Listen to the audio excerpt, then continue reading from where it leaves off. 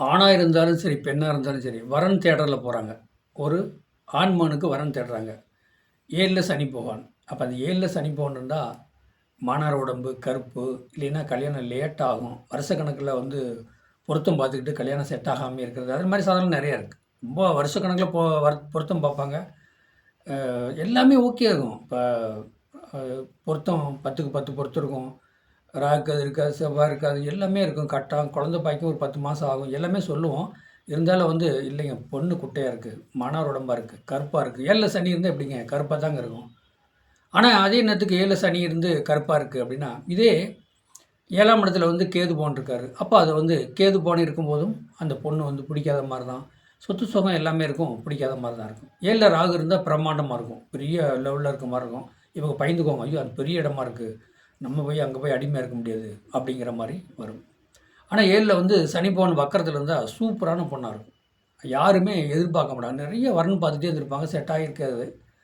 அப்ப 7ல வக்கரம் இருக்கும்போது எப்படின்னா, மொதவே ஒரு பொண்ணு பார்த்துருப்பாங்க. இப்ப வக்கரம்னா என்ன தெரியுங்களா?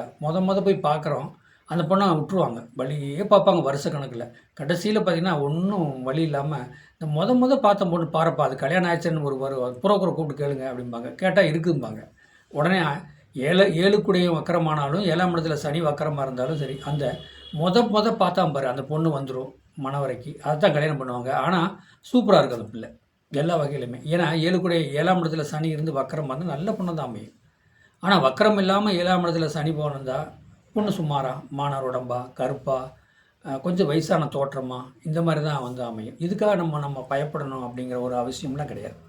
சரிங்க. இப்ப முக்கூட்டு கிரகம்னு சொல்லுவோம். முக்கூட்டு கிரகம்னா சூரியன், புதன், சுக்கிர பகவான்லாம் முக்கூட்டு கிரகம். அப்ப அது எப்படின்னா, ஒரு குறிப்பிட்ட 3 ராசிக்குள்ளே, 2 ராசிக்குள்ளே, 1 ராசிக்குள்ளேயே தான் அவங்க பயணிப்பாங்க. அப்படிங்கும்போது பார்த்தீங்கன்னா, அந்த முக்கூட்டு கிரகம் இப்போ 9ஆம் இடத்துல இருக்கு. யாரு? புதன் இருக்காரு, சுக்கிரன் இருக்காரு, சூரியன் தான் அப்பா வகையில பொண்ணு வரும்னு சொல்லி கேட்கலாம். சில பேர் கேட்பாங்க அல்லவா? ஏங்க இப்ப வந்து இந்த எங்க பையன் பிள்ளைக்கு எங்க அம்மா வீட்டு சைட்லேருந்து இப்போ வரன் எதுவும் கிடைக்குமா? இல்ல எங்க வீட்டுக்காரர் வீட்டு சைட்லேருந்து வரன் கிடைக்குமா? அத்தைமார்கள் எதுவும் அத்தை பையன், அத்தை பிள்ளை கட்டலாமா? அப்படிங்கிறதெல்லாம் கொஞ்சம் பார்த்து சொல்லுங்க அப்படிம்பாங்க. இதில வந்து என்ன கணக்கு அப்படின்னா, அப்போ முக்கூட்டு கிரகம்னு சொல்லக்கூடியது 2ஆம் இடத்துல இருக்குன்னா, சொந்தத்திலே பாருங்க. சொந்தத்தில உங்களுக்கு வரன் இருக்குன்னா இருக்குது. ஆனா குடுக்க மாட்டேங்கிறாங்க. பொருத்தம்லாம் இருக்கு அப்படின்னு சொல்லுவாங்க. ஆனா அதே நேரத்துக்கு 9ஆம் இடம் தான் தகப்பன் சம்மந்தப்பட்டதில அத்தை அத்தை மக, அத்தை அத்தை பொண்ணுங்கலாம் இருக்குங்க. கேளுங்க. பையன் இருக்கிறான் கேளுங்க. பொண்ணா இருந்தாலும் சரி, ஆணா இருந்தாலும் சரி. இது கேளுங்க அப்படின்னா இருக்குது. ஆனா வசதி வாய்ப்பு அவங்க கௌரவம் பார்க்குறாங்க. பொருத்தம்லாம் இருக்குது. எப்படி பாருங்க. இந்த முக்கூட்டு கிரகம் 2ஆம் இடத்துல இருந்தாலும் சரி, 9ஆம் இடத்துல, 7ஆம் இடத்துல இருந்தாலும் சரிங்க.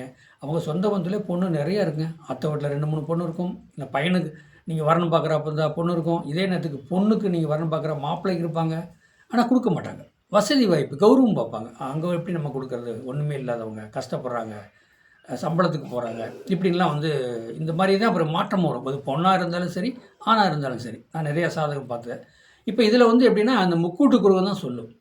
ஏன்னா, அந்த அதே நேரத்து நீங்க லாங் கிரகம்னு சொல்லக்கூடியது சனி, செவ்வாய், குரு இதெல்லாம் லாங்ல இருக்கக்கூடிய கிரகம். நீங்க நீங்க படிச்சவங்களுக்கு தெரியும். இந்த கிரகங்கள்லாம் எப்படி மூவ்மெண்ட் ஆயிட்டுருக்கு.